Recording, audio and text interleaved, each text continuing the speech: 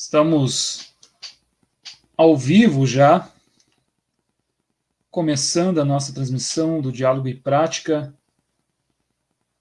Falta 2 minutos para 6 horas. A gente já vai levantando a nossa live para poder organizar as coisas por aqui. Enquanto isso, a gente espera, o deputado Mainardi já está com a gente, nossa companheira Vera também, companheiro Heron. E às 6 horas a gente começa aí pontualmente o nosso Diálogo e Prática, segunda edição, segundo programa.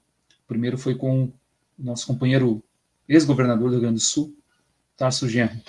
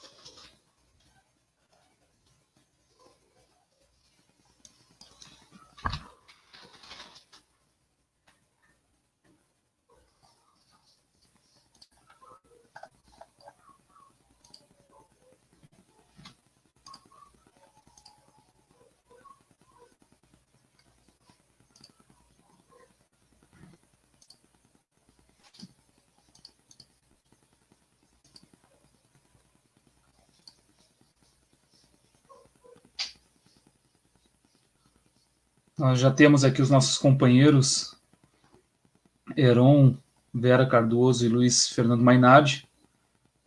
E já podemos começar a chamá-los, né?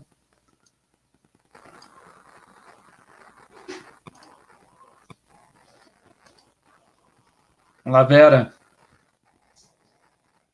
Todos e a todas que nos assistem nessa tarde.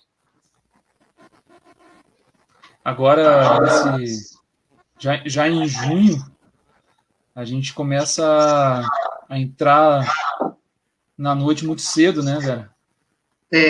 5h30 já escureceu. Já. Fazia 10 minutos que eu tenho a janela aqui do meu lado. Fazia 10 minutos que ainda tinha uma certa claridade.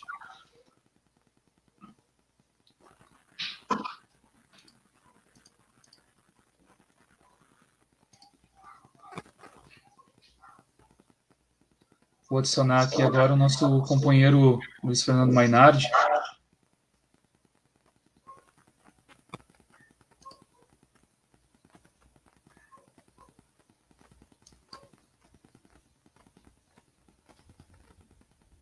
Enquanto o pessoal vai se organizando, a gente pode ir batendo um papo, né, Vera?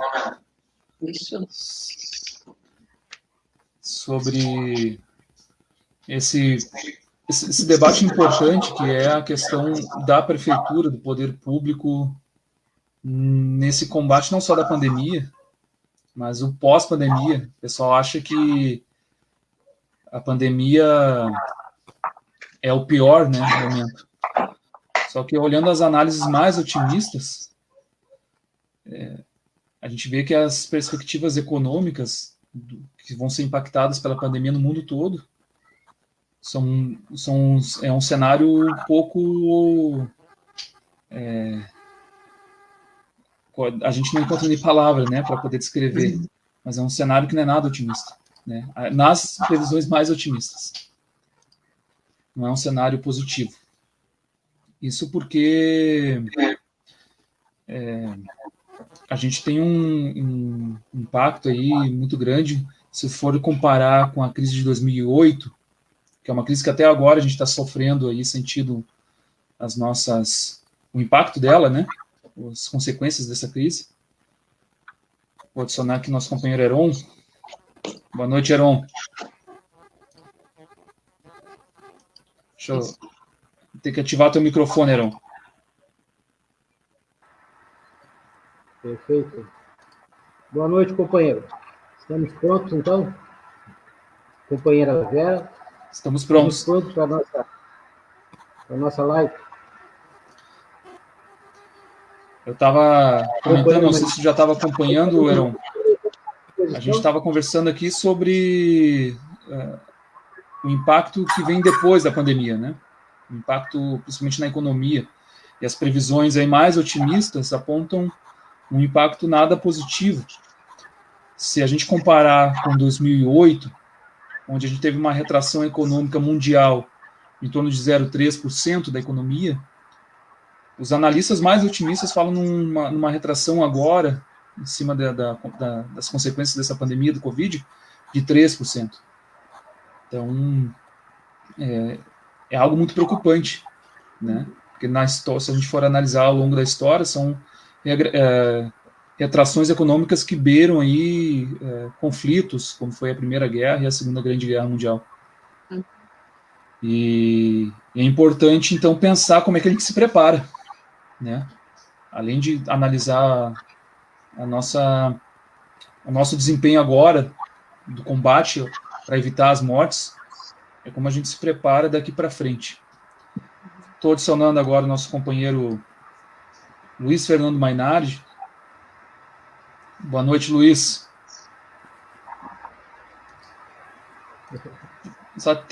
Eu vou ativar teu microfone aqui, companheiro.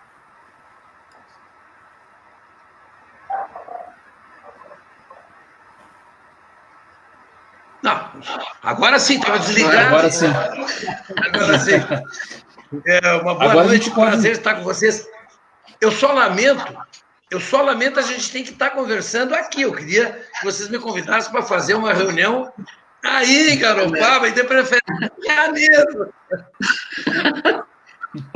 Vamos começar oficialmente, então. Né?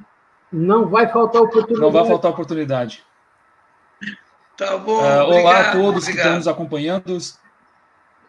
Estamos começando aí a transmissão de mais um Diálogo e Prática. Hoje a gente conversa com Luiz Fernando Mainardi, deputado estadual no Rio Grande do Sul, ex-prefeito de Bagé por 2 mandatos, e foi também secretário de Agricultura na gestão do governador Tarso Genro.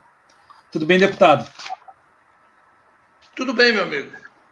Tudo tranquilo. Quer dizer, a gente se acostumou a dizer que está tudo bem, né?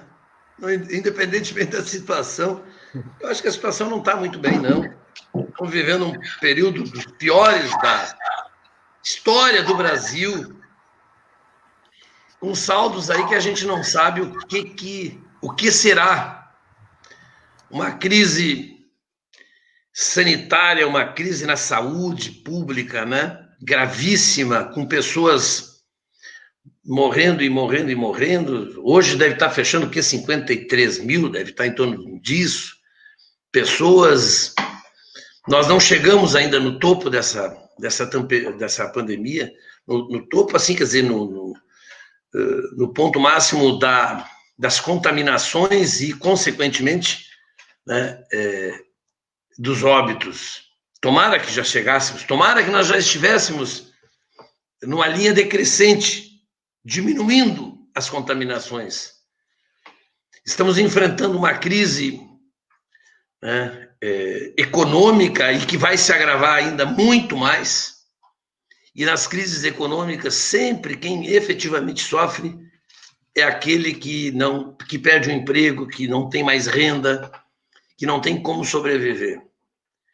Porque um empresário, a gente tem que lamentar muito, porque ele faz um esforço danado para manter o seu pequeno negócio, para manter a sua empresa. E ele enfrenta dificuldades, e se não tiver apoio governamental, ele vai enfrentar dificuldades brutais, mas ele nunca vai passar fome. Ele nunca vai deixar de ver seu filho, né, ter a possibilidade de ter um tênis. As crises econômicas, elas são terríveis para as pessoas da base da sociedade. Todos nós perdemos. Aliás, todos nós não. os bilionários brasileiros, pode ter certeza que continuam ganhando. Ganham em qualquer momento, ganham com crescimento econômico e ganham na crise, na recessão. E estamos vivendo uma crise sem precedentes também, política, com um homem a dirigir o país que é motivo de preocupação, mas ao mesmo tempo de vergonha para nós brasileiros, como é que eu vou te dizer assim, perplexidade mundial, como pode um país como o nosso, né, ter na presidência uma pessoa nestas condições em que ele está, em que ele é, como ele pôde ganhar as eleições e como pode estar fazendo o que está fazendo. Então, é uma crise muito séria, política. A junção dessas três crises faz com que o Brasil, certamente, na sua história, não tenha passado por isso que nós estamos passando. E vamos enfrentar uma eleição agora. Vocês três, imagino, né, sejam pré-candidatos. Aliás, 4. Tem mais uma companheira que chegou agora. E eu também sou pré-candidato aqui em Bagé. Infelizmente, nós vamos ter que fazer campanha nessas condições. O certo, o ideal seria que a gente não precisasse fazer campanha agora, mas não tem como se dar mandato para quem não foi eleito para ter mais 1 mês, 2 meses, 1 ano, 2 anos. Então, nós vamos ter que fazer campanha eleitoral, provavelmente nessas condições de que nós estamos aqui, pela internet, por rádio, quem tem televisão pela televisão, né? Mas pelas mídias sociais, provavelmente. Como é que nós vamos ir falar com as pessoas se não dá para dar um abraço? Se não dá para cumprimentar um aperto de mão? Como é que nós vamos entregar um panfleto? Né? Se a gente recomenda que quando vai comprar alguma coisa, chega em casa, lava com sabão, ou passa um álcool, nós vamos estar entregando um panfleto. A pessoa não pode, absolutamente não tem como fazer campanha nessas condições, das ruas. E campanha sem estar nas ruas, sem olhar nos olhos das pessoas, sem dar um abraço, é difícil. Vivemos uma excepcionalidade muito grande e vamos ter que passar por essa. Nós temos que alguns que são mais crentes, religiosos, rezam, né? Tem que orar para que passe logo. Nós, quem não tem essa formação, né? Essa fé religiosa, tenhamos as nossas fés para que superemos isso o mais rápido possível. Essas 3 crises, porque as 3 são péssimas, né? A crise do processo da representação e da democracia, a crise, repito, econômica e a crise sanitária. Deputado, eu vou apresentar aqui os nossos companheiros, nossos amigos que estão participando desse debate. Antes, eu quero agradecer a tua disponibilidade por conversar com a gente sobre um tema tão importante, que é o papel das prefeituras na pós-pandemia. A gente até estava comentando aqui no início da live, antes de colocar todo mundo no ar, de que, claro, é importante a gente acompanhar as prefeituras, a gestão na proteção, né, no combate da pandemia para evitar as mortes, coisa que, infelizmente, o governo federal não vem fazendo, não assume como um comando central, mas tem um momento que talvez seja pior, que é o pós, por conta da retração econômica que está sendo prevista aí, né? Além das últimas análises, se fala em uma retração de 3%, 4% da economia, comparado com 2008, que foi 0,3%, imagina que cenário a gente encontra pela frente. Mas vamos lá, eu quero apresentar aqui os pré-candidatos à Câmara de Vereadores pelo Partido dos Trabalhadores, companheiro Heron Garcia e a companheira Jane Vilela, e também a nossa companheira Vera Cardoso, que é pré-candidata a vice-prefeita, está junto comigo na chapa, na pré-candidatura à prefeitura. Este que vos fala é Rodrigo de Oliveira, que também concorre aí colocando, né, o nome à disposição para fazer o debate eleitoral como pré-candidato à prefeitura de Garopaba, pelo Partido dos Trabalhadores. Vamos começar pelo cumprimento do Heron e depois pela Jane, para a gente dar sequência no nosso debate aqui. Heron.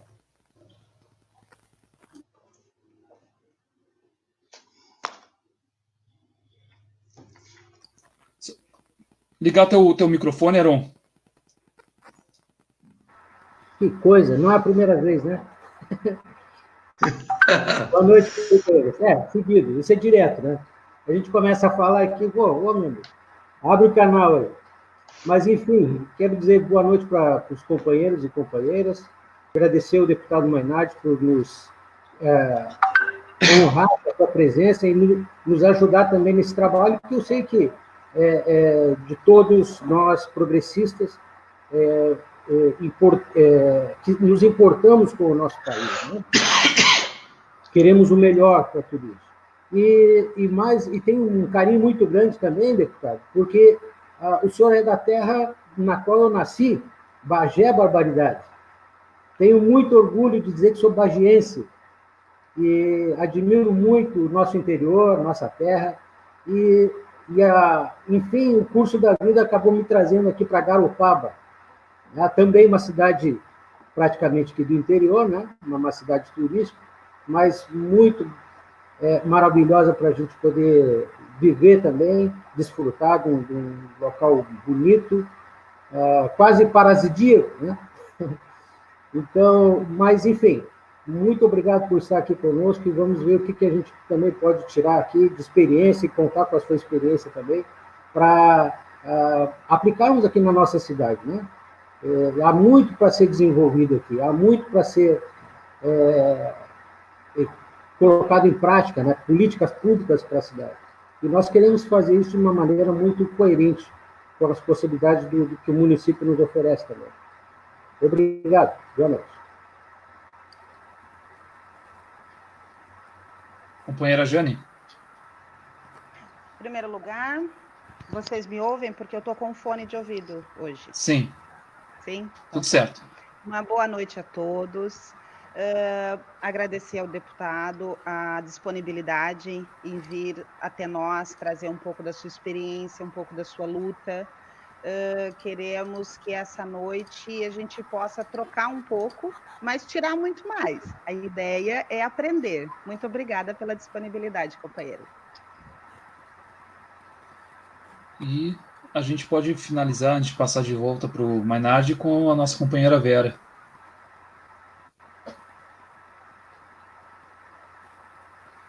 Microfone. Agora sim. A gente vai se acostumando, também gostaria de... Muito novo ainda. Sim. Também de agradecer a oportunidade de estar aqui e ao deputado por se dispor, né, a dividir um pouquinho da experiência dele conosco. Estamos felizes, né, de poder participar de mais um momento democrático, né, onde a gente pode trocar experiências e colher um pouco mais, né. Obrigado pela disponibilidade também.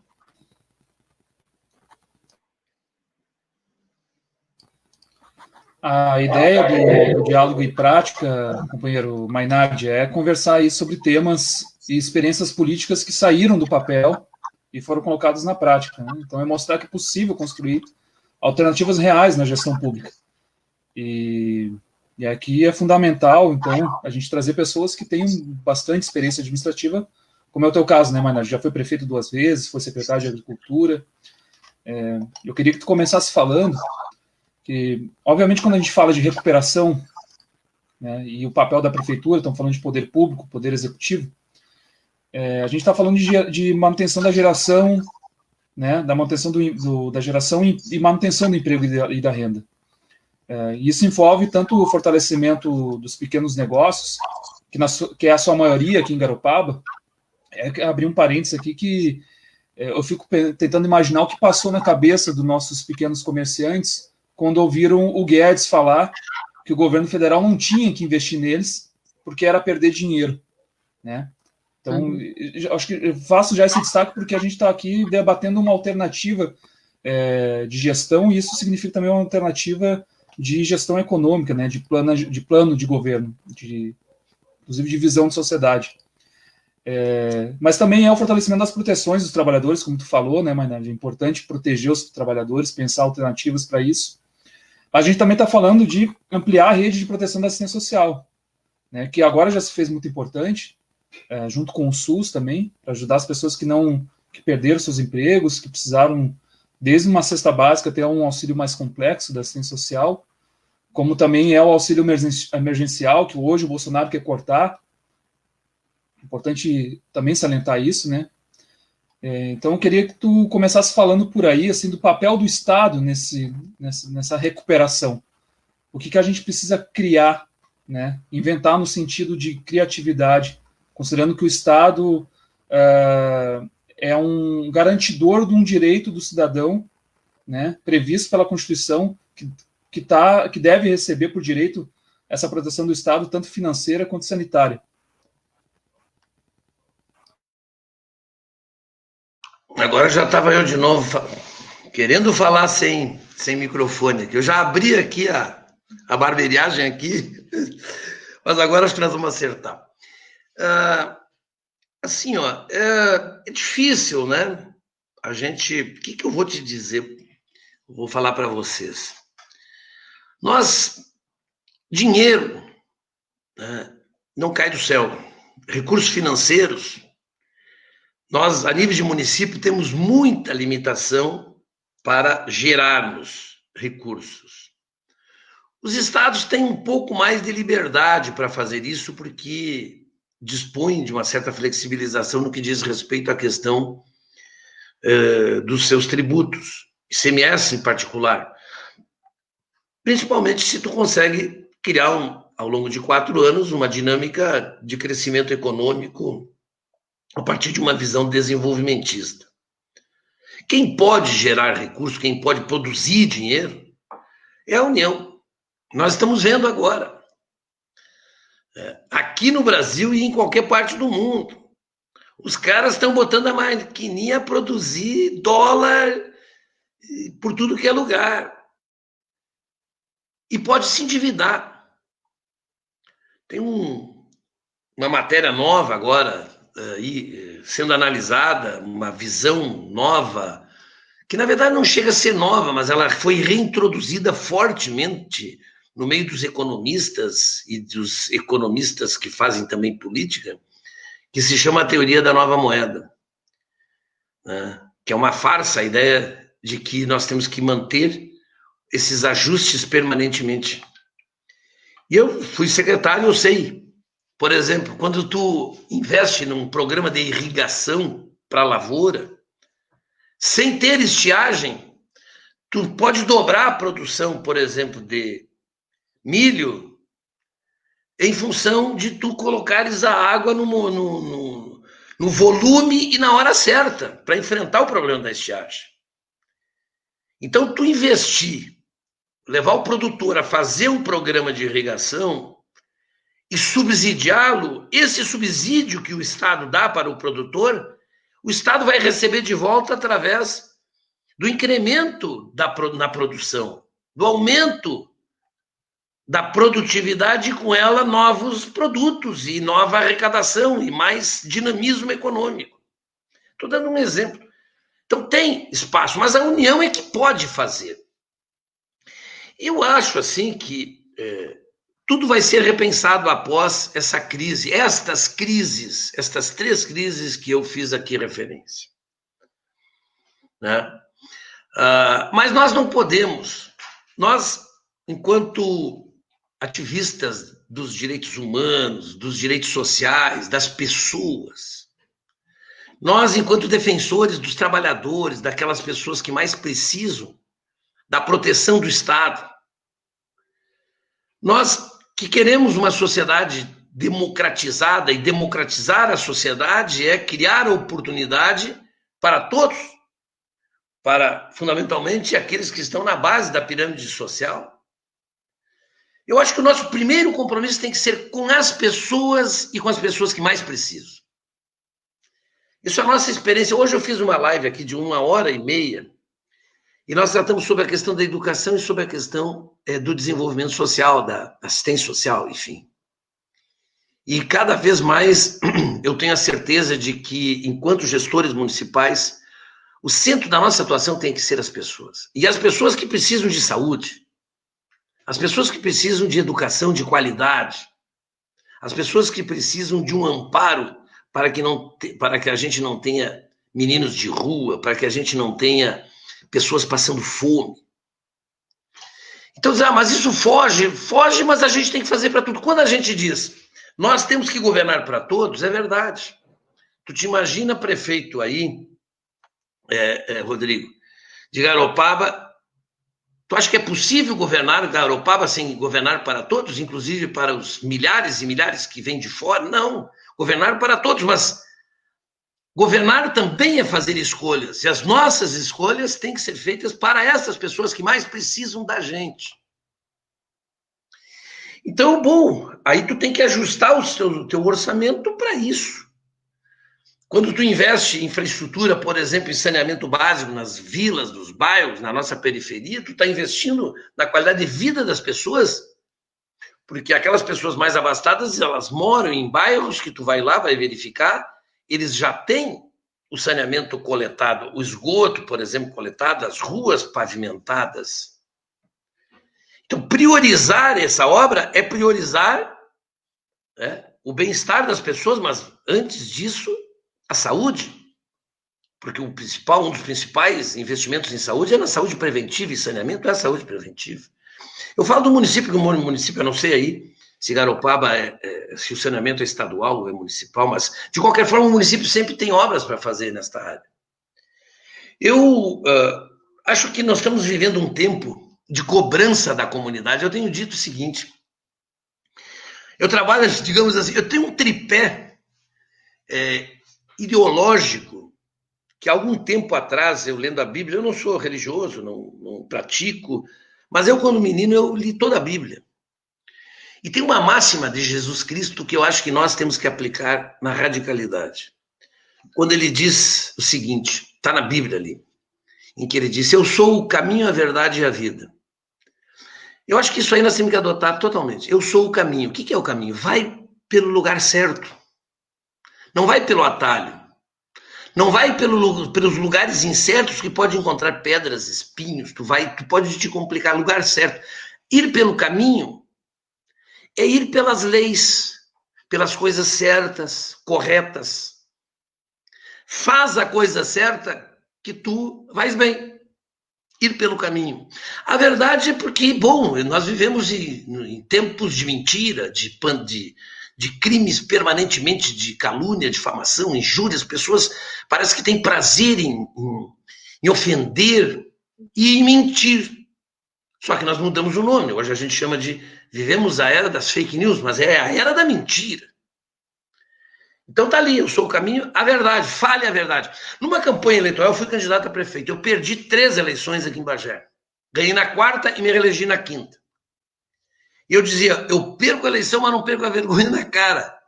Eu não vou ganhar uma eleição e depois não vou conseguir sair na rua, porque prometi coisas que não posso fazer depois. Então, a campanha ela serve para a gente estabelecer uma relação com as pessoas, mas uma relação, acima de tudo, de verdade. Um programa tem que ser um programa absolutamente realista, execuível. Tudo aquilo que tu puder fazer, além daquilo que tu disse, é uma enorme vitória para ti e para a própria comunidade, para a própria população. Até porque a minha experiência mostrou também que programa não ganha eleição. O que ganha eleição são outros aspectos. Programa pode depois te inviabilizar de tu andar nas ruas pela cobrança justa que a oposição vai fazer porque tu prometeu e não está fazendo. A gente ganha eleição por várias razões, entre elas, né, pelos símbolos que se criam numa campanha eleitoral. Ou tu acha que, por exemplo, o Jair Bolsonaro seria presidente pelo seu programa? Que programa ele apresentou? O que ele apresentou? Ele não apresentou nada, ele fugiu dos debates, ele é um idiota, verdadeiramente idiota. Né? Então, a verdade, calçado nela, tu vai longe. Sempre, não precisa olhar para baixo, tu caminha de cabeça erguida, olha nos olhos das pessoas e cumprimenta todo mundo sem nenhum problema, no pós-eleição. E a vida é a essência da nossa luta, nós lutamos pela vida. Né? A gente faz política para ter cada vez mais vida em abundância, como está também na Bíblia. Ou seja, se nós nos pautarmos por isso, por esse tripé, eu não tenho dúvida que a gente faz o correto. E, segundo lugar, tem uma outra questão que, para mim, também nos tempos atuais, são 3 questões também que eu tenho me pautado aqui, e a minha experiência me mostrou, e eu estou absolutamente convencido também de que nós precisamos sustentar a ideia da total transparência. Transparência, não há nada a esconder em um governo municipal, em nenhum governo. Nós não tratamos com dinheiro que é nosso. O meu dinheiro, eu não preciso dizer onde que eu vou botar. Eu boto onde eu quiser, porque ele é meu. Meu, da minha família. Com a família, tu pode ali definir o que tu vai fazer. É dinheiro que tu ganha justo, tu ganha corretamente, honestamente. Então é o teu dinheiro. Agora, quando tu mexe com o dinheiro dos outros, de uma cidade inteira, as pessoas têm total direito de saber onde está sendo empregado os recursos. Não há nada a esconder. Então, nós vivemos, porque agora com esses instrumentos tecnológicos que nós temos, dá para fazer isso à vontade, no sentido de, olha, total transparência. Se nós não escondermos nada, é muito difícil de ter desvio, de ter irregularidade e mesmo corrupção. Transparência. A transparência leva as pessoas abre espaço para as pessoas participar. E aí nós temos que criar meios de participação para ajudar o governo a acertar. Quanto mais gente participando, opinando, mais nós vamos acertar nas escolhas, nas definições que faremos. E nós do PT sempre sustentamos a ideia da participação, seja do orçamento participativo, seja aqui no Rio Grande do Sul, depois se criou a consulta popular, formas de participação das pessoas. Então, tu faz com transparência e abre a possibilidade da participação, eu acho que tem se abre um espaço capaz de melhorar enormemente a gestão. E, por último, o cuidado com o dinheiro. A boa aplicabilidade do dinheiro. Eu sempre digo assim, imagina as pessoas que estão ganhando R$600 para se defender num mês, uma semana, ou 1.200 uma mulher ali com 2 filhos. Não é fácil. E como é que as pessoas fazem? Elas contam centavos para comprar o pão e o leite de manhã, para comprar uma carcassinha de galinha lá para fazer de meio-dia. Quer dizer, é mais ou menos assim que nós temos que gerir. Não falta dinheiro nas prefeituras. Não dá para fazer tudo. Então, os poucos recursos que se tem que ser bem aplicados. Ver a questão do custo-benefício, ver se de fato ele está indo todinho para lá, ver se bom esta obra, quem sabe esta outra aqui, ela é muito mais útil para as pessoas. Então, o cuidado com o dinheiro. Eu, como uma primeira apresentação, digamos assim, de ideias gerais, eu te diria assim, eu acho que essas são questões fundamentais. E, claro, a partir disso, tu tens uma realidade, tu me perguntou do desenvolvimento. Eu acho que a geração de emprego, por exemplo, em Garopaba, tem uma relação direta com a qualidade de vida das pessoas, com a limpeza e a infraestrutura da cidade, com a promoção, né, das praias para que se tenha mais turistas, com a qualificação dos serviços que são oferecidos para quem vai. E acho que Garopaba não é só uma cidade turística, aí tem que ver, né, o que mais vocês têm. Então, a prospecção das potencialidades locais, né, e para isso um programa de desenvolvimento para a cidade que tem que ser construído não pela bela cabeça do Rodrigo, né, ou da Vera, né, que vai ser a nossa vice, ou dos nossos vereadores, mas pela cidade, abrir um espaço de participação para que as pessoas, para que os empreendedores, para que os trabalhadores possam participar, possam junto, né, definir um programa. E não precisa estar com um programa pronto e acabado desde o início. Tem que ter linhas gerais. E, no mais, vamos ajustando de acordo com a realidade. O que vai acontecer após a pandemia? Aliás, a gente não sabe nem quando vai terminar. Alguns dizem que nós vamos ter mais 1, 2 anos, até se descobrir a vacina, nós vamos estar convivendo com essa porcaria. E tu imagina se no próximo verão as pessoas não puderem ir para a praia. Garopaba não vai receber esse monte de turista argentino e paulista, né, que vão... Então, por isso que a gente tem que ter muito cuidado com aquilo que a gente for agora dizer e se comprometer. Isso, por enquanto. Até já falei demais. Obviamente, se o Bolsonaro tivesse apresentado um programa, né, Mainardi, ele teria dito, e é por isso que ele escondeu, teria dito que o programa dele era um programa ultraliberal que que é essa necropolítica que agora a gente está debatendo, né? Antes de passar para a Vera, para ela fazer o comentário dela, para a gente avançar nesses debates das alternativas, evidentemente, a realidade de Bagé, né, no qual aí o senhor está se colocando à disposição novamente no debate eleitoral, é diferente, né, da realidade de Garopaba, até por uma questão proporcional. Bagé é muito maior, mas, claro, não são ilhas apartadas no mundo, né, e como tu mesmo bem falou, muita coisa depende também de um programa federal, da União, depende da boa vontade do Estado também, mas a gente pode, claro, pensar, por conta disso, aproximar e trazer essas questões assim, mais para a nossa realidade, né? Tu, como gestor, e agora pensando a gestão da Prefeitura de Bagé, assim, quais são as alternativas dentro do nosso programa? Né? Passa pela economia solidária, por exemplo. A gente teria condição, por exemplo, das prefeituras, né?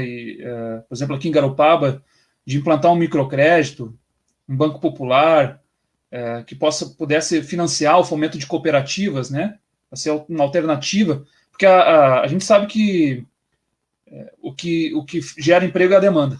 E algumas demandas não vão mudar, né? Então, talvez o que possa mudar é o formato de como a gente organiza a oferta da produção, né? Da oferta para suprir essa demanda.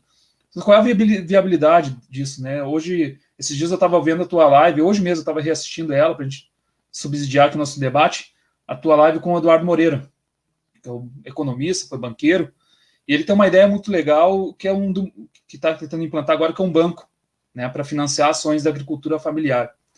E tu fosse já secretário de Agricultura, inclusive hoje de novo, né, lá na tua página, antes de chegar no Eduardo, eu li um comentário teu sobre um programa de combate à estiagem, que era desenvolvido pelo governo do Tarso, né, que tinha um programa de combater a estiagem que foi descontinuado depois disso. Então, essas pequenas ações, que todas elas passam, evidentemente, por um conceito de presença do Estado, né?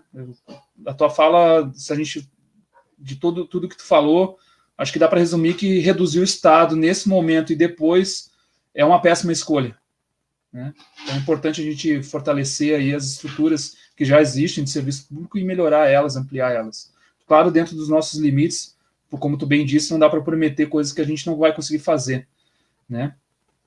Vamos passar para a Vera, minha companheira de chapa aqui na disputa da Prefeitura de Garopaba, pré-candidata aí a vice-prefeita. Vera.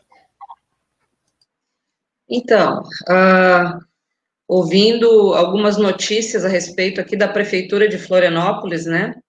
Logo no início da pandemia, eles fizeram um cadastro de pessoas que precisavam de ajuda, pequenos comerciantes ou ambulantes, né, que vendiam mercadorias nas ruas, que foram, acho que, os primeiros a serem prejudicados, né, porque não podia estar ali na rua, e não tinha gente na rua para comprar também, né.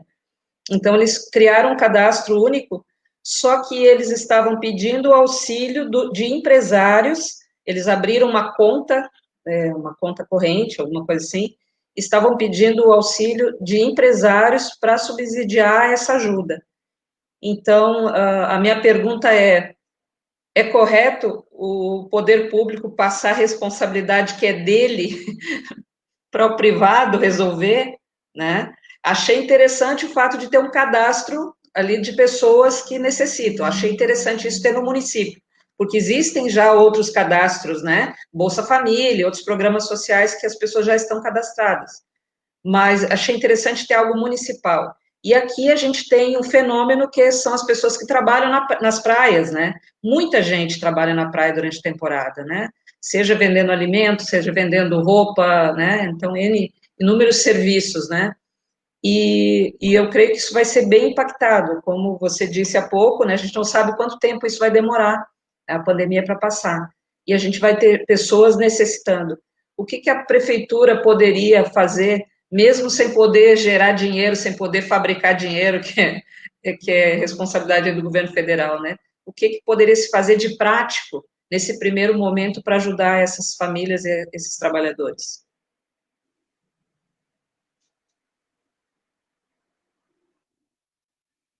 Pois é. É difícil, viu, Vera? É difícil, não é?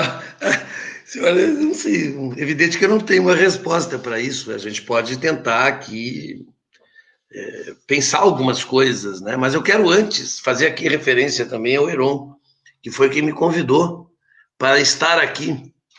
E eu estou aqui através de um amigo comum nosso, que é o Jorge. E aí, quando o Jorge falou de mim, o Heron disse, mas eu sou de Bagé, nasci em Bagé, então felicidade aqui é grande também por isso. Eu não nasci em Bagé, eu escolhi Bagé para morar, assim como tu, Heron, escolheste Garopaba para morar, eu escolhi Bagé, vim para cá estudar e estou aqui até hoje e vou ficar para sempre aqui. Então, um prazer. E também, o Rodrigo é natural de Esteio, né? Vocês são meio gaúchos. Só a Vera e a Jane que eu acho que são Catarina, né? É isso, tá bem. Olha, cada cidade é uma história. Essa nossa cidade, o nosso município de Bagé, quando a gente pensa o desenvolvimento, é uma das coisas mais difíceis. Por quê? Porque aqui nós estamos longe do mercado consumidor. A cidade mais próxima aqui, claro, nós temos as cidades que se emanciparam, os municípios que se emanciparam de Bagé. Mas se nós não considerarmos essas aqui, Dom Pedrito dá 60, 70 quilômetros, Caçapava do Sul dá 150 quilômetros, as cidades são longe. E do raio de 360 graus, a gente só pode se relacionar com 180 graus, porque o outro lado é Uruguai. E aí tem uma fronteira. Então, o comércio que se dá lá é o comércio via os free shop, que tem de lá para cá. E nós estamos longe do principal mercado consumidor, que é Porto Alegre, que é a grande Porto Alegre, que é a região metropolitana. Por isso que essa região ela foi formada, né, a partir da compreensão do papel das fronteiras na defesa nacional, na defesa do país. Então, aqui não tem latifúndio, aqui eram aqui não tem minifúndio, aqui tem os grandes latifúndios, que foram dados às Seis Marias, né, dentro de um processo de colonização, das primeiras colonizações. As posteriores foram as da Serra, dos vales, onde vieram os alemães, os italianos, né? Então, o Rio Grande do Sul é muito parecido também com Santa Catarina, mas aqui nós temos uma formação cultural diferenciada aqui na fronteira com o Uruguai. Então, pensar o desenvolvimento a partir da ideia de que indústria é um processo difícil, a gente sofre muito com isso, muito desempregado, né? O que nós temos de gente que nasce e cresce nos municípios de fronteira e depois vão para outras regiões do estado, ou mesmo para fora do estado, é impressionante. Nós temos, por exemplo, lá em Farroupilha, uma certa feita eu fui lá, tem um bairro em Farroupilha que se chama Quaraí, de tanta gente do município de Quaraí, que fica divisa com Artigas também, aqui na fronteira com o Uruguai. Por que eu estou contando isso? Porque cada realidade é uma realidade, e bem diferente, que passa pela formação cultural, que vem do processo histórico de colonização, né, de apropriação da cidade. Então, de formação econômica, né? Pensar o desenvolvimento de uma cidade, de um município como Garopaba, quantas praias vocês têm? Não me recordo. Aqui nós temos a Gamboa, nós temos o Siriú, nós temos a Praia Central de Garopaba, que é uma das mais conhecidas. A gente está dizendo aqui que tem 9 praias.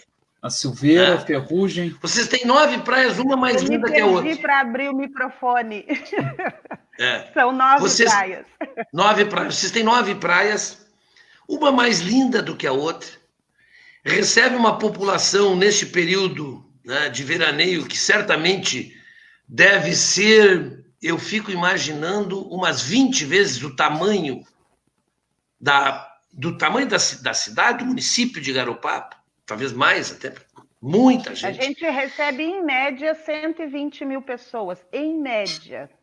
Já isso tivemos sem contar o 1º de janeiro. O 1º de janeiro chega a 200 mil pessoas, além dos mais ou menos... Em todas as praias?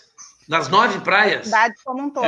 Na cidade, né? A gente já teve médias aí de 200 mil pessoas. Quantos durante habitantes o verão todo. vocês têm permanente em Garopaba? Hoje, a última medição aí do censo dá em torno de 25 mil. Né? O último IBGE deu 27. 27 mil. Eu até pensei que fosse maior o número de turistas, de turistas e de pessoas que também têm imóveis e que vão para aí nas... Então, pensar esta realidade é difícil. Olha, eu acho assim, a proteção para estas pessoas que vocês fizeram, que a Vera fez referência, é muito importante. São essas pessoas que mais sofrem, porque as pessoas não têm um emprego com carteira assinada, elas vivem essa sazonalidade, elas vivem daquele período e elas têm que ganhar, naqueles 3 meses, 2,5, 3 meses, o suficiente depois para se manter praticamente o ano inteiro. Assim como também se dá com parte do comércio e dos negócios como um todo. Por isso que pensar a gestão de Garopaba sob o nosso olhar, sob o olhar do PT, deve ser algo bastante estimulante, eu diria assim, né? Mas eu acho que está correto. A primeira preocupação é pensar nestas pessoas. Como que nós podemos garantir, né, que os moradores de Garopaba, moradores que passam o ano inteiro, que, né, são trabalhadores de Garopaba, possam viver os demais meses do ano, né, com alguma renda, ali pouquinho, aqui, ali. Pensar isso é importante.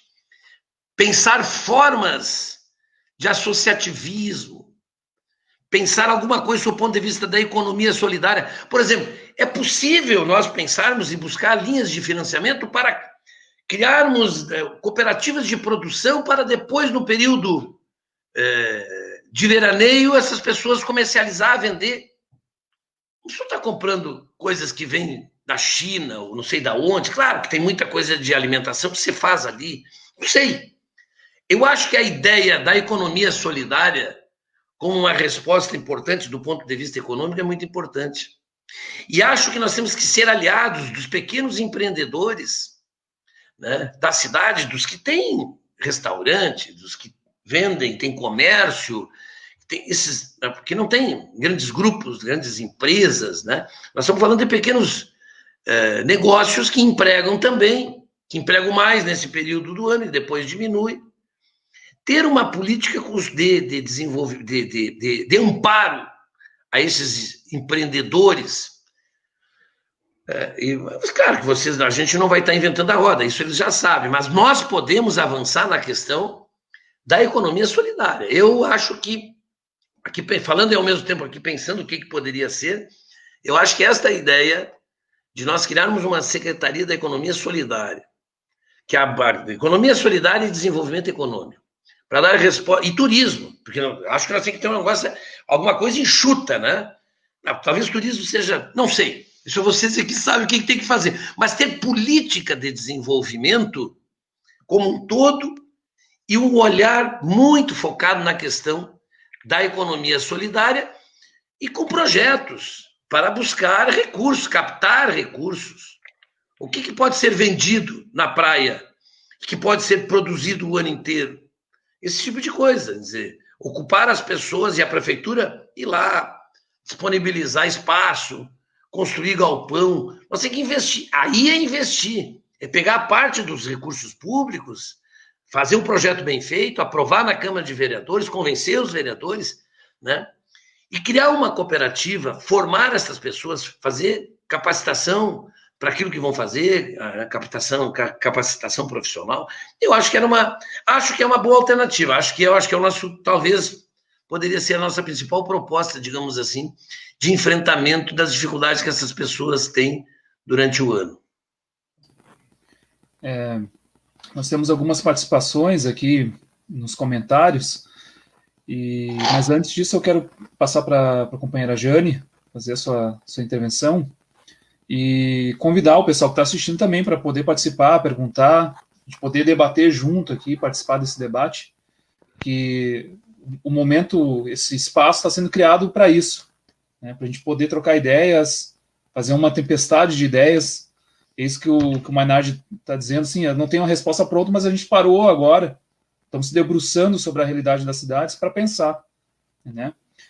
Então, quero reforçar o convite para o pessoal que está acompanhando, deixar seus comentários na nossa caixa de comentários aqui da transmissão, e passar a palavra para a nossa companheira Jane, nossa pré-candidata aí a vereadora, à Câmara de Vereadores aqui de Garopaba. Companheiro, eu vou trazer uma dúvida de um questionamento que me fizeram hoje. Eu fui à rua, porque em algum momento a gente tem que ir, né? E um apoiador da nossa campanha me parou e queria conversar e perguntar e tal, porque nós tivemos aqui na cidade, e está acontecendo, uma CPI por causa das compras feitas durante o maior pico da pandemia aqui na cidade. E isso deu um problema e tal. Mas a grande discussão que ficou disso tudo, que eu acho que cabe dentro do nosso assunto, a prefeitura comprou muita coisa de fora. Tinha muita gente que produzia, por exemplo, itens como a máscara. Tinha muita produção aqui, o prefeito comprou fora. Vários itens de EPIs que podiam ser usados foram comprados fora. Então, se a gente for pensar em economia solidária, acredito eu que um dos passos seria começar pelas próprias compras da gestão, né? A gestão buscar trazer o produtor local, o comerciante local, para ser também participe nessa divisão daquilo que vai ser o bem para todos. Essa é uma questão. Uma outra questão que eu vejo também, que a gente pode e deve começar a pensar desde já, porque a próxima gestão vai ter isso nas mãos para solucionar, o que sobrou do nosso SUS. Então, aqui, por exemplo, a gente não tem uma UPA, mas a gente não tem porque ela está em construção ad eternum. Recursos que vão e que ninguém sabe para onde, que neste momento não pode ser usado.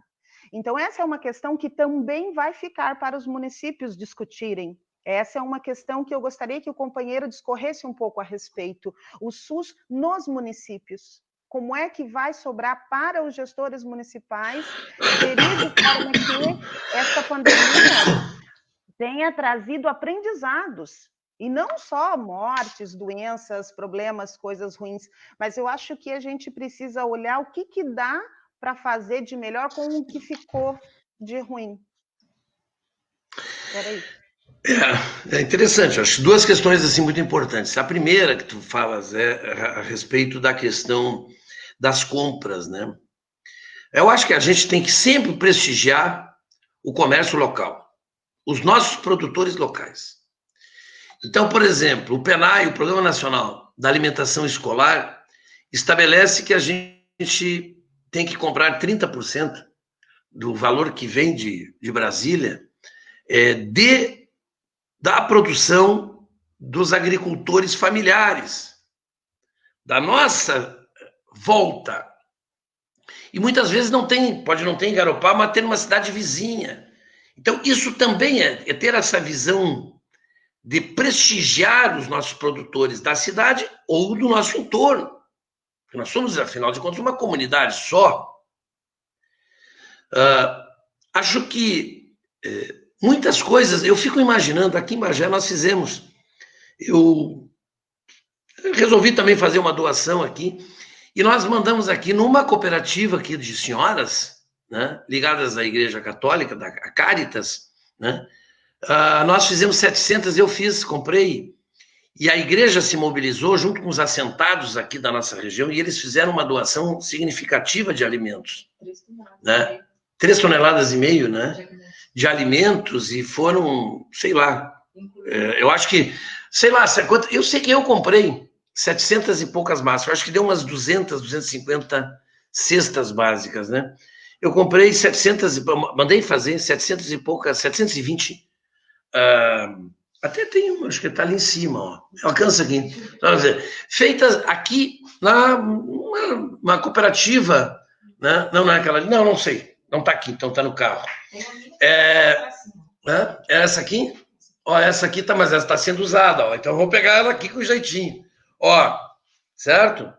Foi feita aqui, né? Bom, eu acho que isso é óbvio que deveria ter sido feito. Né? Só o que falta, Santa Catarina está comprando da China, tecido, com tudo que vocês têm aí né, de produção nessa área, né, têxtil. Como eu te disse, eu não sei a realidade agora.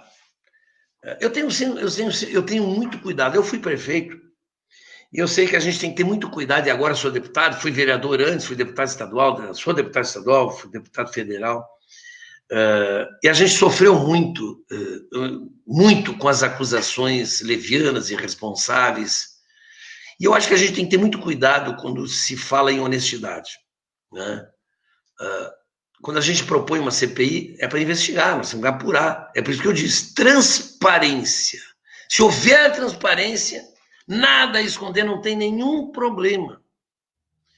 Agora, tu imagina, a gente está vendo aí na televisão, nos jornais, esquemas aí, e fraudes, e corrupção em compra de equipamentos hospitalares, imagina. Agora, não dá para ser uma denúncia que vá comprometer a pessoa pro resto da vida, entende? Tu imagina ser denunciado por uma corrupção e não houve essa corrupção. E corrupção com dinheiro que era para salvar vidas.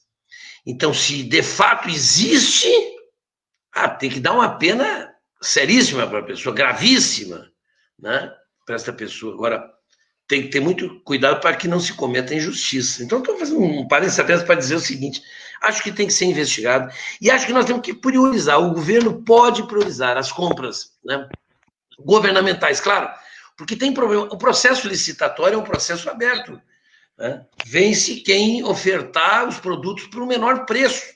Então, não dá para dirigir, mas dá para, no caso da merenda escolar, aproveitar esta questão da legislação e comprar produtos que são fundamentalmente os produtos perecíveis da merenda escolar, que pode ser comprada da agricultura familiar.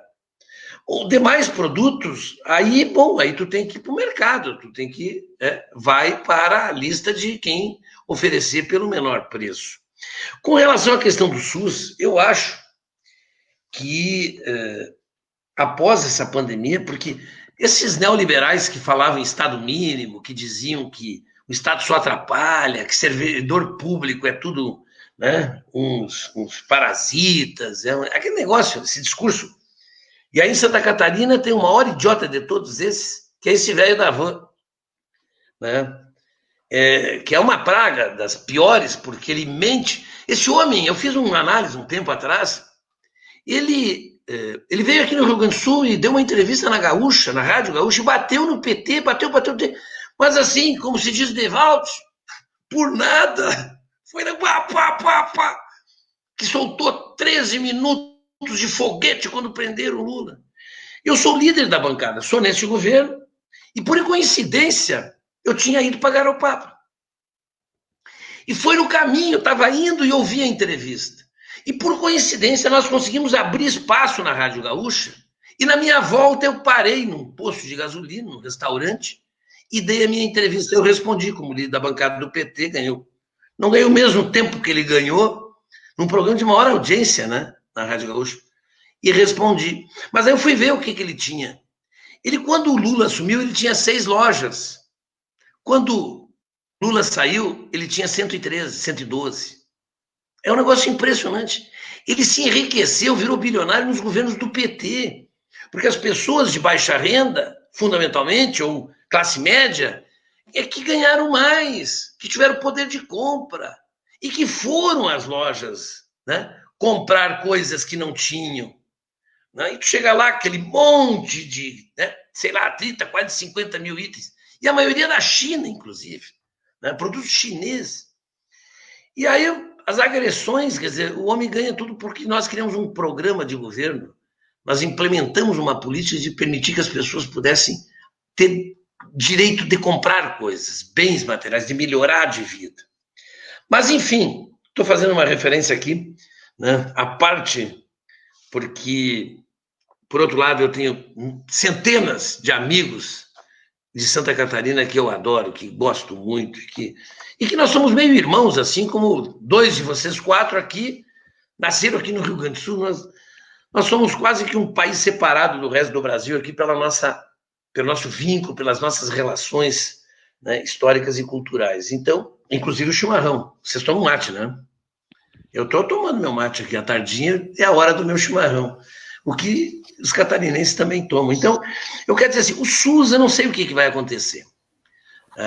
Porque mudou. Obrigatoriamente, eles não terão mais como falar mal, né, dos serviços públicos, da saúde, né, eles vão ter dificuldades, eu estou dizendo. Não, eles não vão insistir.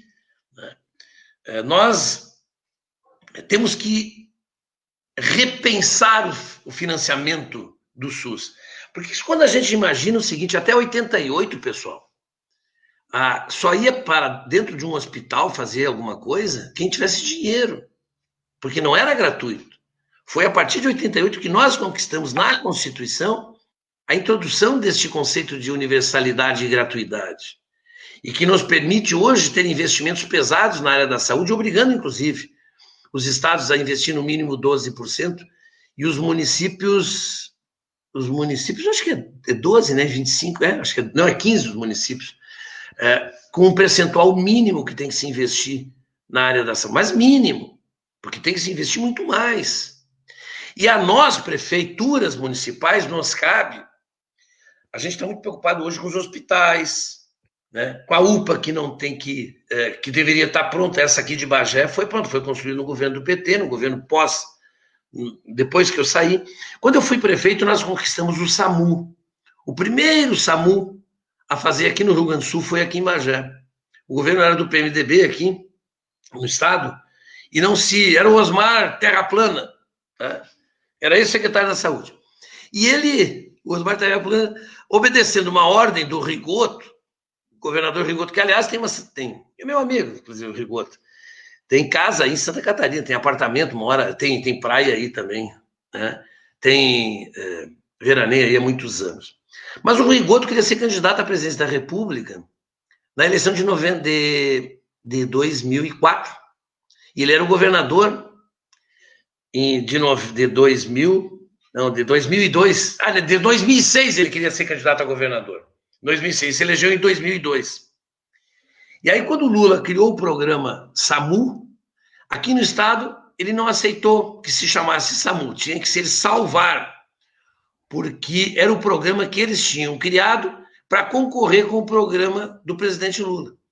Aí não deu certo, ele não dava a contrapartida e eu topei, falei com o Osmar Terra, eu topei botar a parte do Estado. Nós acabamos botando sempre 50% do valor, 50% a União botava de dinheiro, nós dava todas as ambulâncias, acho que eram 4 ou 5 ambulâncias, mais os equipamentos, e depois o custeio que era alto, então 50% a União botava do custeio e 50% nós colocávamos. Inclusive os médicos reguladores, né, não eram de uma central, era tudo em Bagé, porque não tinha outro. E nós implantamos o SAMU, que é um negócio fabuloso para salvar vidas, acidente, a pessoa que sente mal em casa, desmaia, né? Chama o SAMU. E depois, no governo posterior ao meu, também do PT, nós ficamos 16 anos aqui, né? Foi criado a UPA.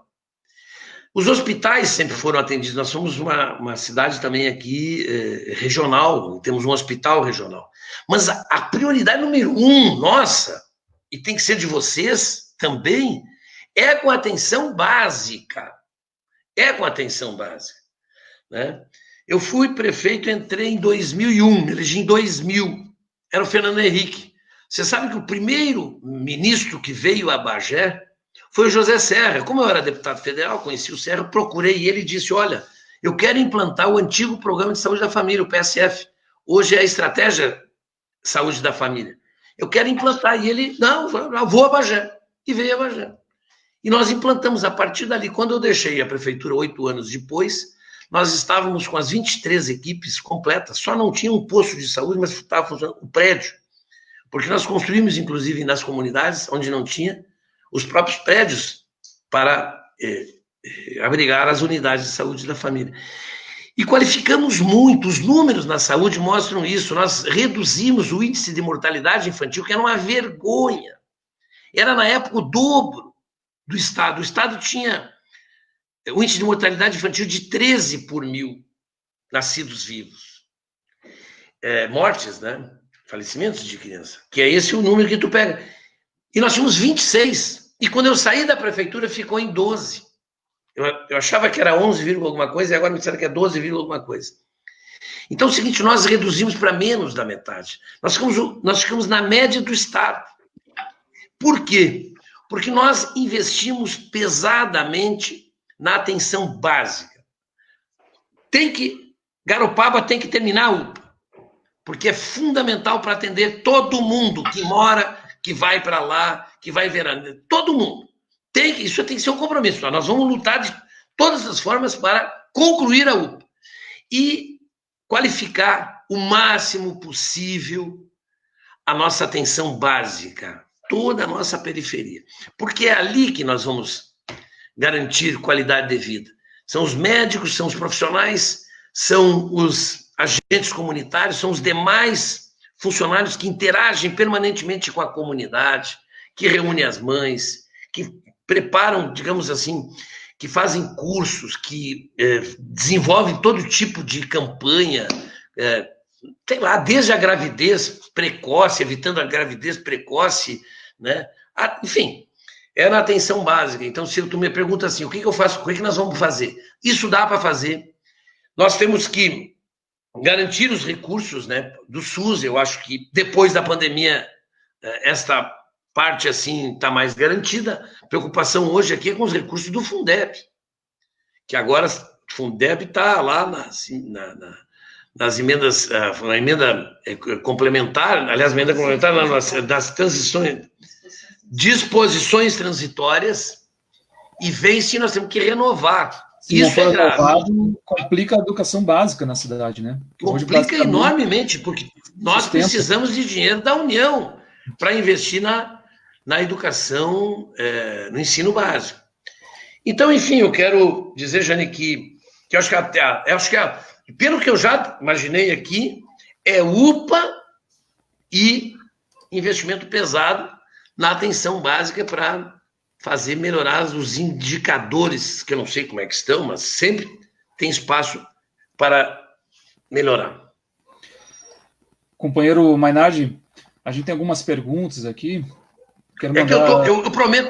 eu prometo ser mais sucinto, eu sou muito prolixo.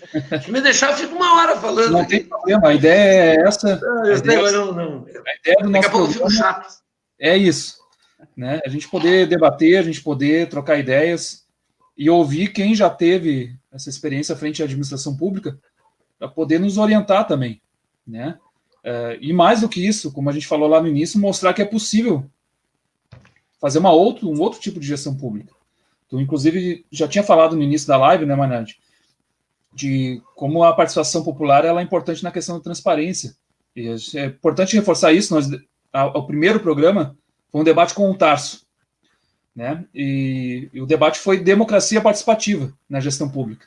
Então, o Tarso, inclusive, trouxe todo o histórico do OP e como isso é importante para a transparência do gasto público, porque tu traz o cidadão, a população, para debater o orçamento e, ao mesmo tempo, ela sabe onde que o dinheiro está sendo gasto, entende, né?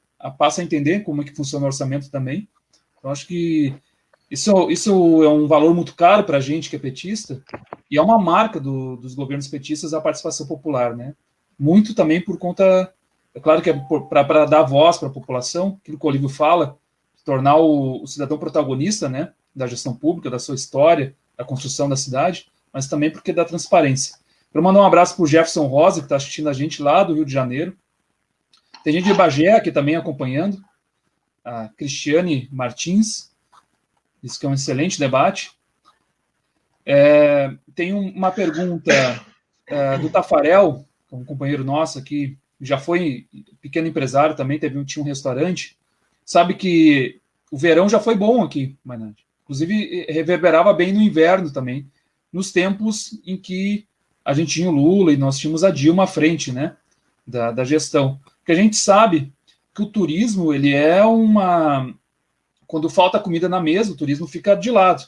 Então, é importante ter uma política federal que recupere, inclusive, o poder de compra, porque senão a gente fica refém disso, né, das restrições que o município pode fazer e o que não pode fazer. O Tafarel, ele pergunta, eu até vou botar a pergunta dele aqui no ar, de pensar alternativas, né, de atrações turísticas no inverno. E isso também passa em pensar uma parceria com a agricultura familiar. Aqui a gente ainda tem uma agricultura familiar forte, está na fundação da cidade, né? A agricultura familiar antes do turismo, inclusive. E isso vem ao encontro do comentário da Graziella, eu sou morador do Macacu, que é uma região rural aqui, mais afastado do centro de Garopaba, e só na nossa região de pensar turismo rural, agroturismo, ecoturismo, já daria grandes pacotes, grandes rotas turísticas para o inverno, né? A gente tem, por exemplo, nesse período agora a produção de farinha. O Garopaba já foi uma grande produtora de farinha, né? Hoje, claro, reduz. A gente tem uma geração que já não quer mais trabalhar, porque o trabalho no campo é um trabalho pesado e mal remunerado hoje, né? Então, é importante, inclusive, ouvir a tua fala como prefeito de Bagé, que tem a agricultura também no seu motor, como motor econômico, mas também como tu foi secretário de Agricultura, tem essa experiência para nos passar. Quero também falar aqui do comentário da Letícia, né, sobre o fortalecimento do SUS, que é extremamente importante. E, por último, antes de passar para a intervenção do companheiro Heron, e a gente já está se encaminhando aí para o final da nossa live,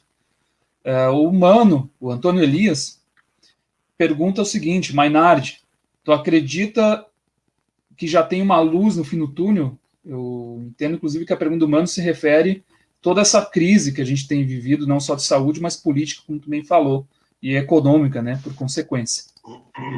E passo para o Heron para complementar aí a intervenção. Companheiro Heron, nosso pré-candidato a vereador, à Câmara de Vereadores aqui de Garopaba.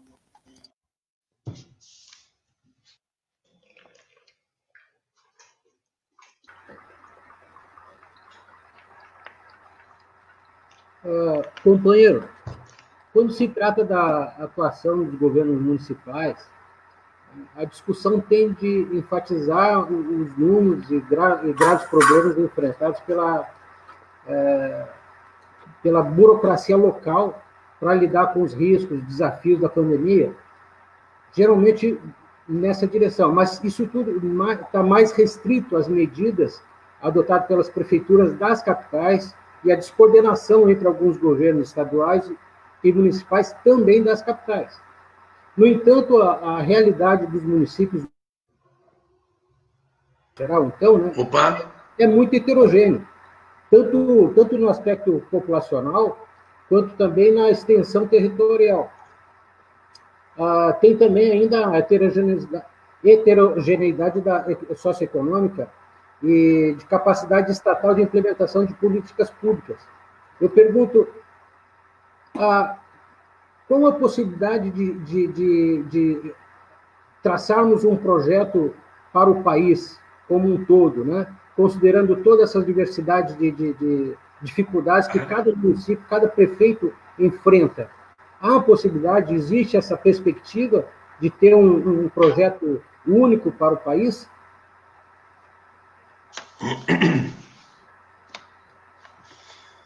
É isso? Bom, assim, ó, eu acho que seria muita ousadia minha achar que eu tenho a proposta aqui para salvar esse país dessa crise que está aí. Mas eu acho, Heron, que o centro disso, o Lula nos ensinou. Bota dinheiro na mão do pobre que esse país vai para frente. Cria oportunidade para os de baixo, seja do ponto de vista do emprego, seja do ponto de vista do conhecimento, que tu começa a fazer mais justiça social e a democratizar as oportunidades das pessoas. Investe no conhecimento do mais alto nível, em ciência, tecnologia, né? Para que o país adquira a soberania nesta área tão importante para problemas como hoje nós estamos enfrentando com essa pandemia. Então, investir na educação, investir no conhecimento, investir na tecnologia, na inovação, na ciência, é preparar, sem dúvida alguma, o futuro do país. E acho que nós vamos ter que, obrigatoriamente, ser ousados na questão da necessidade, da reforma tributária. Nós precisamos redefinir quem tem que pagar tributos, quem tem que financiar o Estado brasileiro e quem tem que receber de volta recursos. É inaceitável um país como o nosso termos 6 famílias que detêm 50% da riqueza nacional, do patrimônio nacional. Não é justo isso. Não é justo que todos nós, brasileiros, incluindo comerciantes e toda a indústria, por exemplo, trabalhem como trabalharam nos últimos 2 anos para ter uma taxa de lucro zero, enquanto os bancos têm uma taxa de lucro de 20%. Em que o Brasil trabalha para o sistema financeiro. Esta que é a verdade.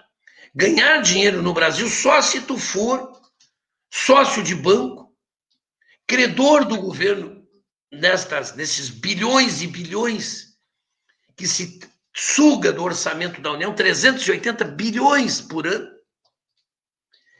Então, nós estamos a viver um momento em que impera o chamado mercado financeiro, o rentismo. Fazer uma reforma tributária é fundamental para que a gente possa aliviar os trabalhadores e a classe média do pagamento de tributos. Para que a gente possa cobrar de quem mais tem. O Brasil é um dos poucos países que não instituiu tributos sobre a herança e sobre a fortuna.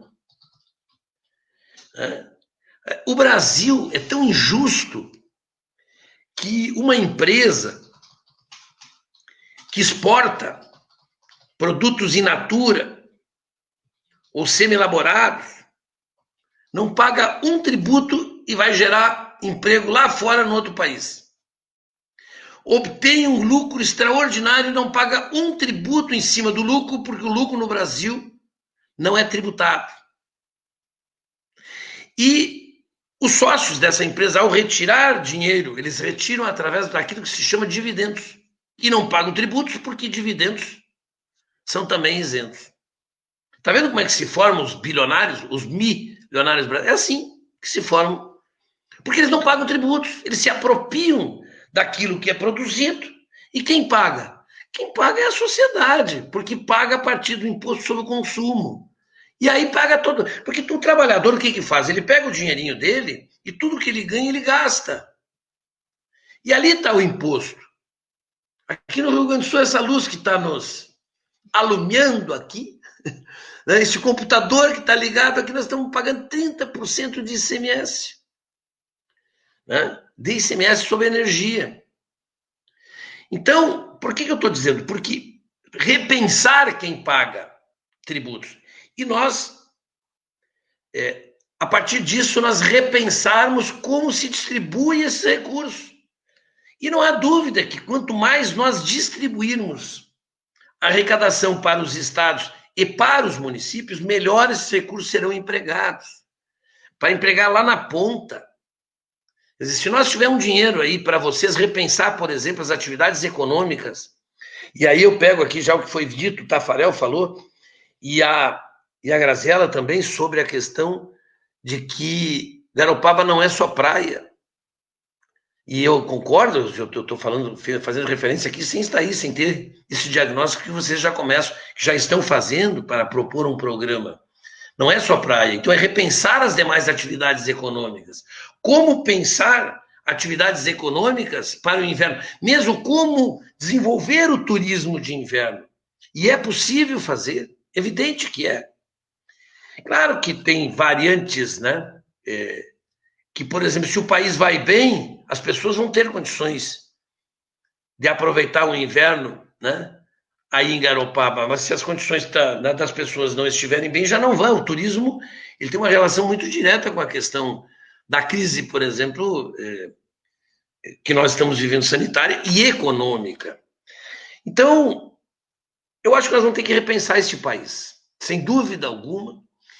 E um dos pontos a ser repensado é o valor do dinheiro, quem tem que pagar e quem tem que receber. Não dá mais para sermos esse país tão injusto. Nós somos o 9º país mais injusto dentre os 196 países do mundo. Tem um monte de países ali que tu nunca nem ouviu falar, que são muito mais, né? Digamos assim, que tem menos pobreza.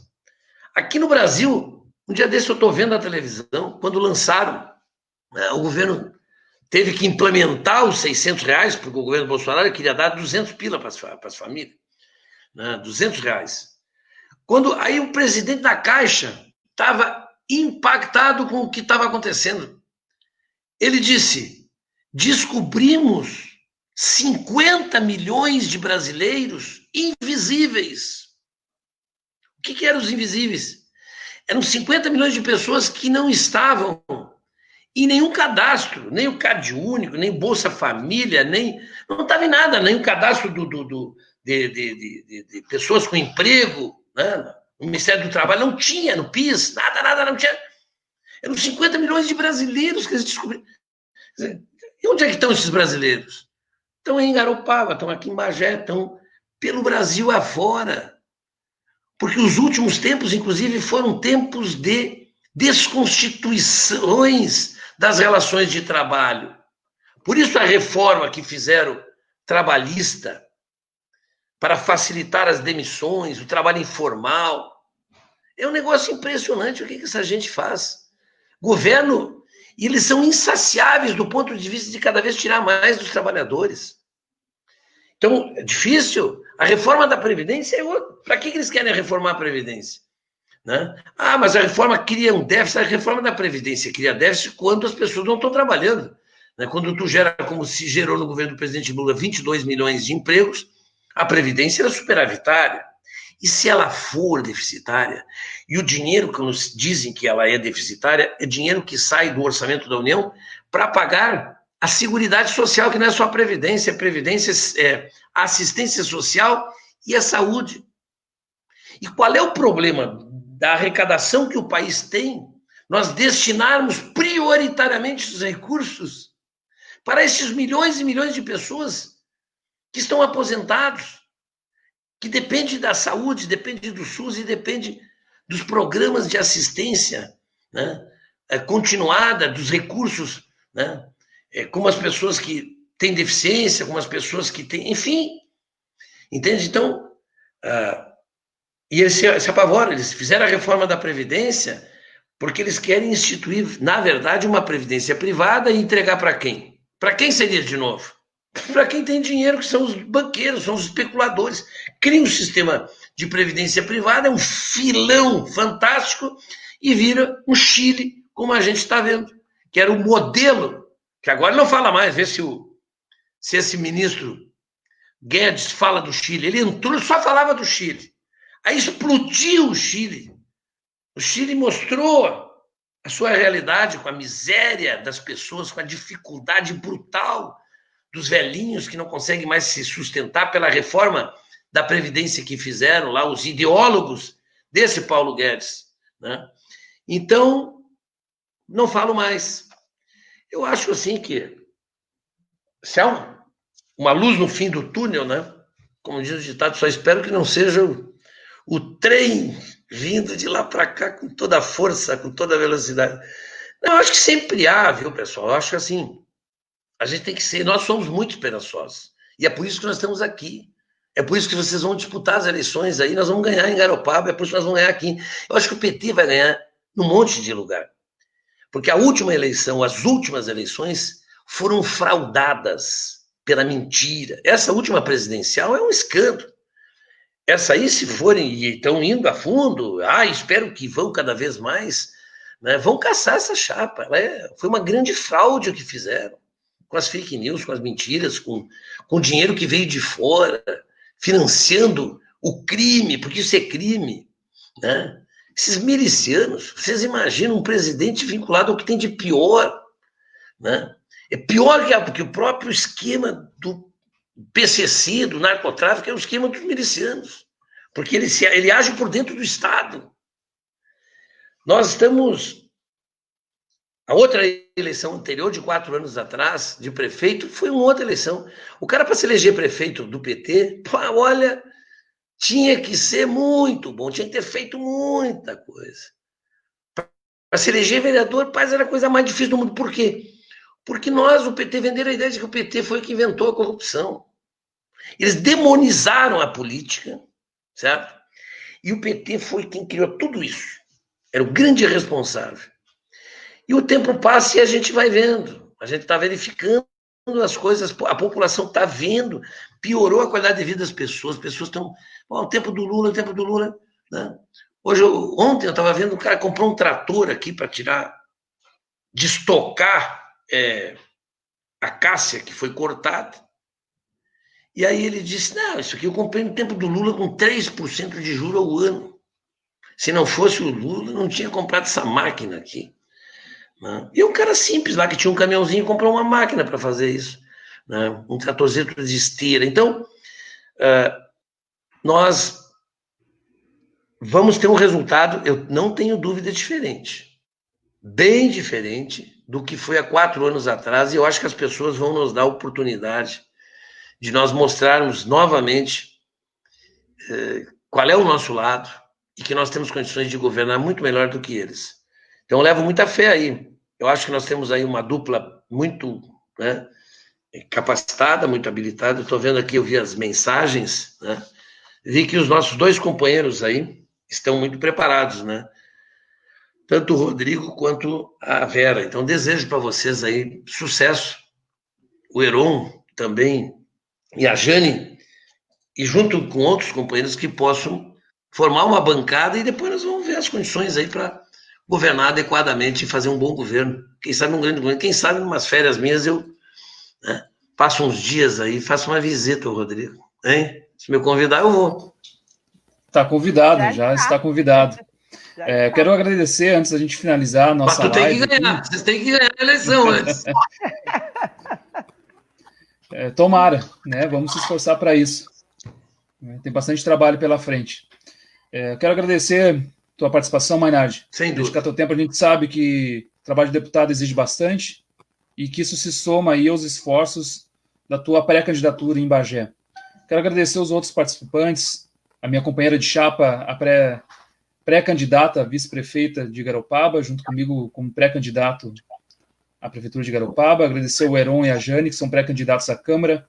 A gente está chegando aí a 1h30 já de live, então o assunto rende bastante, né?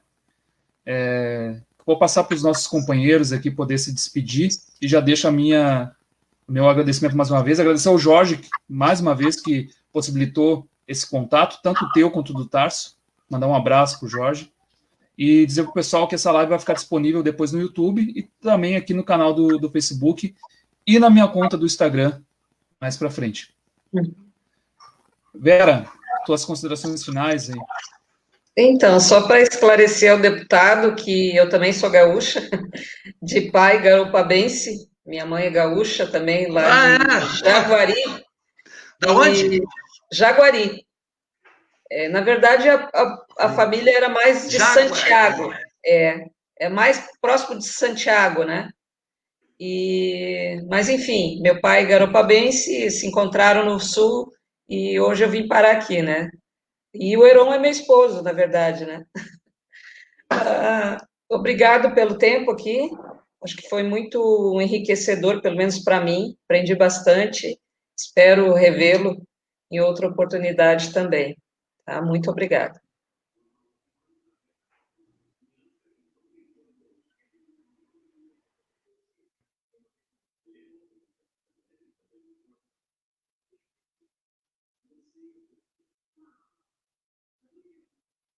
Rodrigo? Jane, Eu acho que o microfone da Vera desligou. Não, a Vera já terminou. Ela já terminou? Então, companheira Jane e, por último, o companheiro Heron. Acho que a transmissão lá do Maynard caiu no final aqui. Tá bem. Tudo bem. Mas, de qualquer forma, eu acredito que foi 1h30 muito proveitosa. Eu acredito que todos os assuntos foram bem discutidos, a contribuição do companheiro foi bem rica. Eu acredito que esses debates devem seguir, porque nós que pretendemos fazer uma gestão participativa e verdadeiramente democrática, devemos ouvir aqueles que já estão fazendo há bastante tempo. A experiência dos companheiros que estão à nossa frente é útil para nós que estamos na retaguarda, levantando as mesmas bandeiras. Democracia total e completa e participativa. Por isso, estou sempre à disposição para os debates. Uma boa noite a todos. Bom, chegou a minha vez, né? Quero agradecer aí a participação de todos também, dessas jovens, Jane também, a Vera.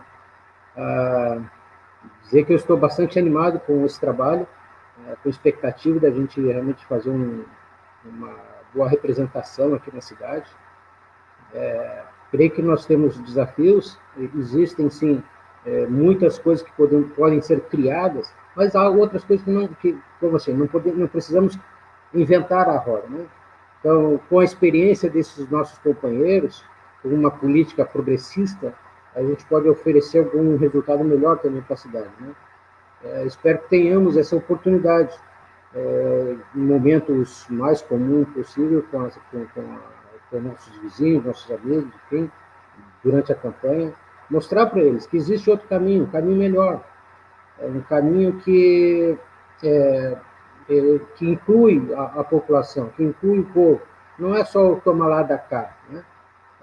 É uma política que quer se oferecer, que de fato atenda a todos e a todas, né? No sentido de priorizar as maiores necessidades. E as maiores necessidades sempre estão voltadas também para os mais vulneráveis, né? Os desfavorecidos.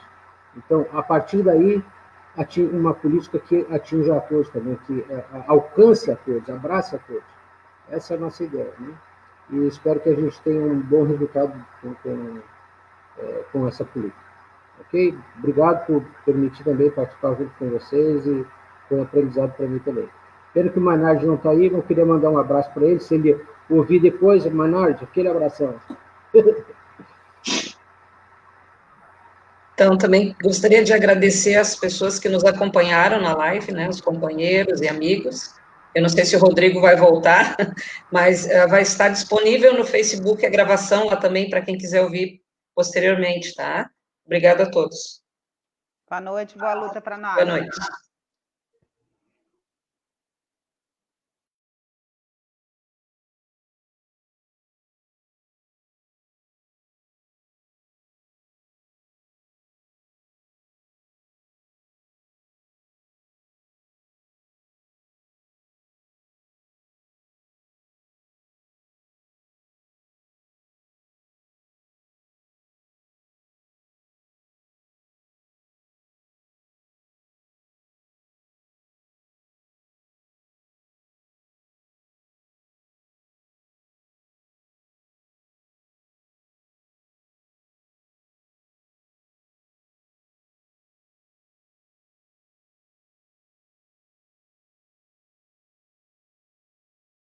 Nós encerramos, então, agradecer mais uma vez. Aqui a gente teve uma queda na nossa transmissão.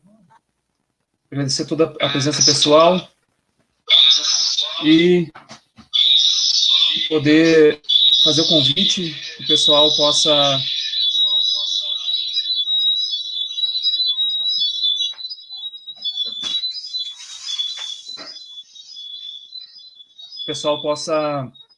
compartilhar, seguir comentando, a gente siga nesse debate sobre a cidade. Mais uma vez, obrigado a todo mundo que assistiu. Lembrando que a nossa live vai estar disponível depois também no YouTube, além de ficar aqui ativa, disponível para o pessoal assistir depois no Facebook. Um abraço a todos e uma boa noite.